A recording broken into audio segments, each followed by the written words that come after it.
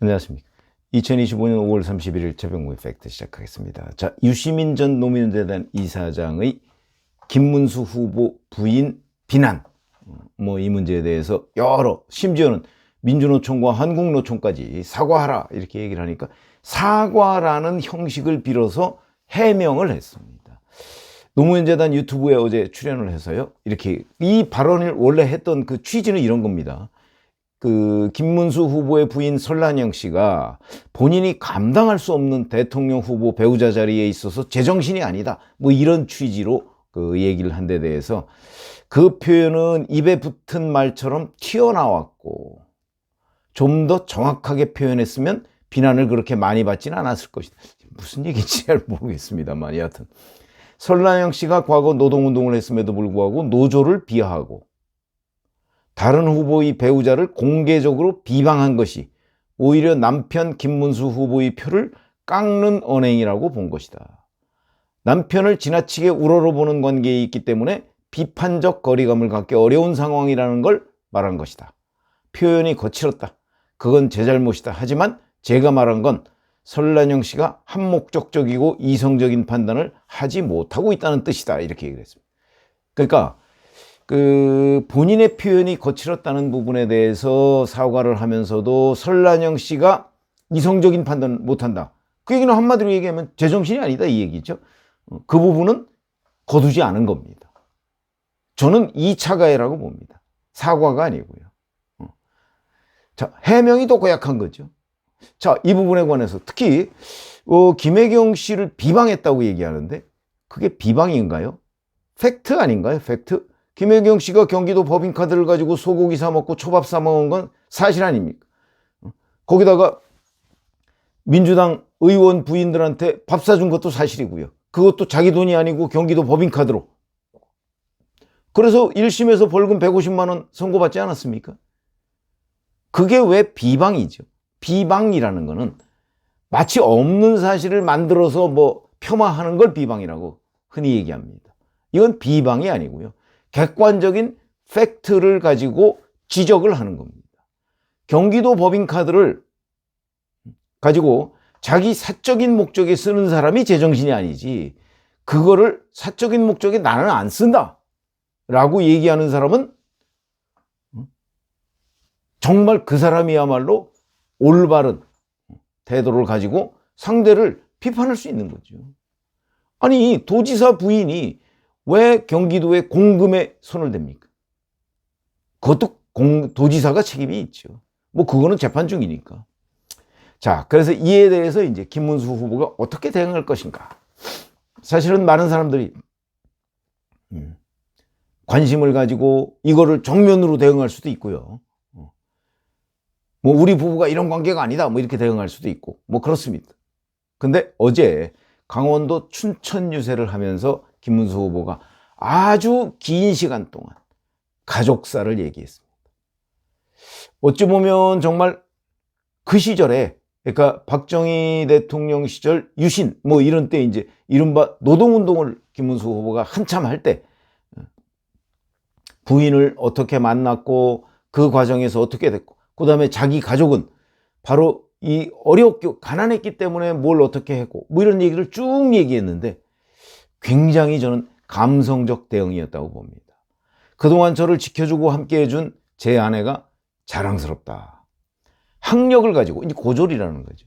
제 아내를 그렇게 얘기하는 걸 들으면서 제가 상당히 가슴이 아프고, 그런 식으로 하는 것이 어떻게 정치냐. 저는 제 아내가 저 때문에 또 상처를 받는 걸 원하지 않는다.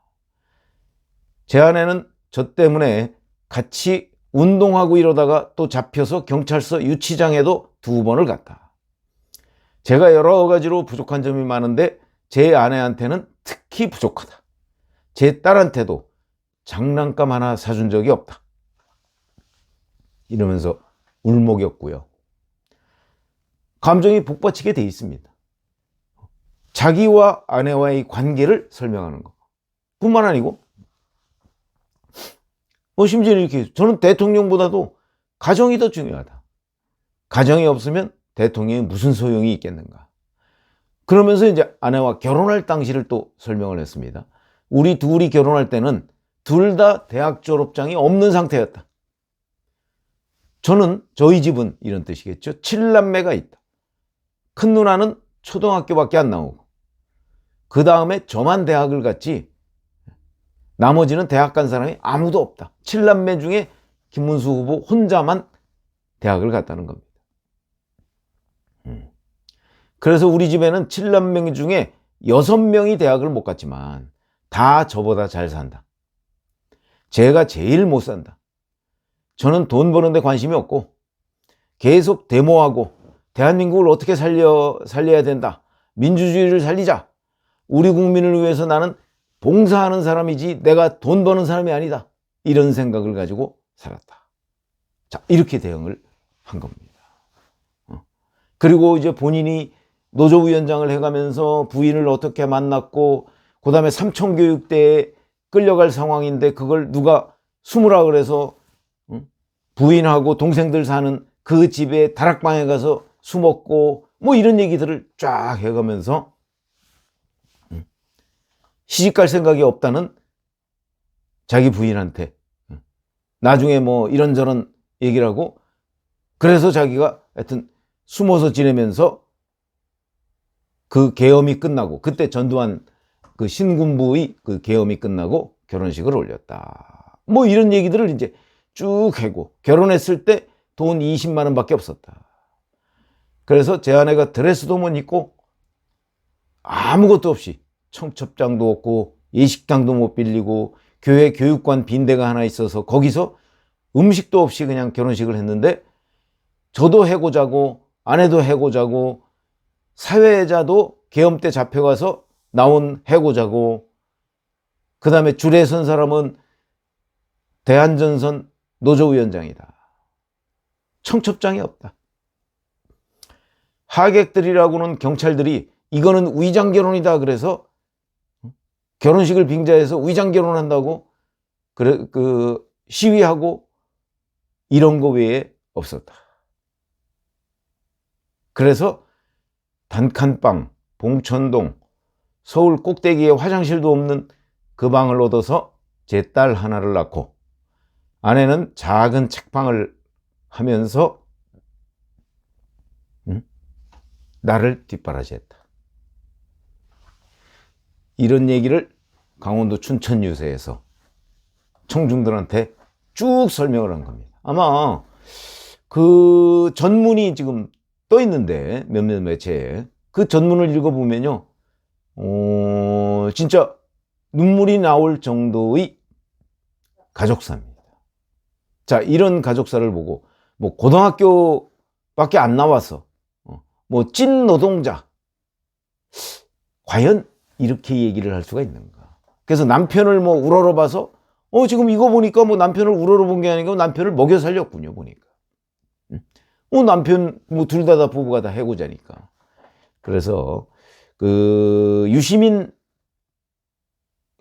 설화에 정면 대응하지 않고 김문수 후보가 이런 식으로 감성적 대응, 이건 뭐 직접 대응이 아니고 좀 일종의 우회적 대응이죠. 우회적 대응을 했다. 그래서 저도 이걸 읽어보고, 저는 뭐 김문수 후보가 정치를 한참 할 때는 저는 이미 뭐 언론사 데스크에 있었을 테니까 그때 뭐 김문수 후보의 이런 아주 가족사나 이런 부분에 관해서는 잘 알지 못했던 부분인데 새롭게 알게 됐습니다. 그러면서 알면 알수록, 야, 유시민 씨라는 사람은 김문수 후보의 이런 가족사를 상당 부분 알았던 것 같은데, 그래 놓고도 이렇게 왜곡해서 비판을 할 수가 있는가. 참 유시민 씨의 정신세계가 궁금하다. 뭐 이런 생각이 듭니다. 그래서 어찌 보면 설란영 씨야말로, 아니 고졸 출신이라고 뭐 대통령 부인이 되지 말라는 법이 있습니까? 아니 본인이 고졸 출신, 김대중 대통령 목포상고 나왔고요, 노무현 대통령 부산상고 나오지 않았습니까? 대학 안 나왔습니다, 다.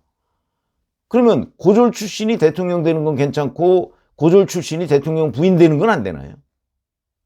도대체 이건 논리도 아니고 아무것도 아니다. 그런데 김문수 후보가 거기에 정면으로 대응하지 않고 부인과의 관계, 그 다음에 본인의 가족사 뭐 이런 식으로 그 유권자들한테 호소하는 모습이 제가 보기에는 오히려 이거는 훌륭한 대응이다 이렇게 생각을 합니다. 그래서 제가 연상되는 거는 과거 노무현 후보가 이제 장인의 그 빨치산 운동 경력, 그거 뭐 아주 유명한 얘기죠.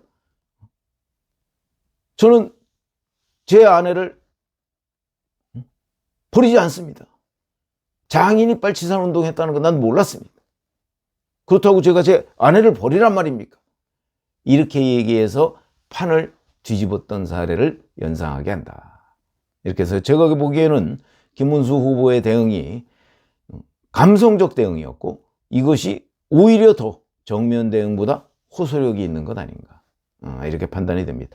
아마 좀 시간이 있으신 분들은 그 전문이, 연설 전문이 나와 있는데 정말 김문수 후보라는 사람을 새롭게 보게 되는 내용이었다 이런 생각이 듭니다. 이런 스토리를 가지고 있었구나. 더군다나 그 가족 중에서 7남매 중에 유일하게 대학을 갔는데 그것도 15년 만에 대학 졸업장을 받아든 거 아니겠습니까? 그동안에 지금 설란영 씨는 책방을 해가면서 취직이 안 되니까 책 한 권 한 권 팔아가면서 그 뒷바라지를 했고, 이러면 충분히 영부인 아니라 그 이상이라도 할 자격이 있다. 저는 이렇게 생각합니다. 고맙습니다.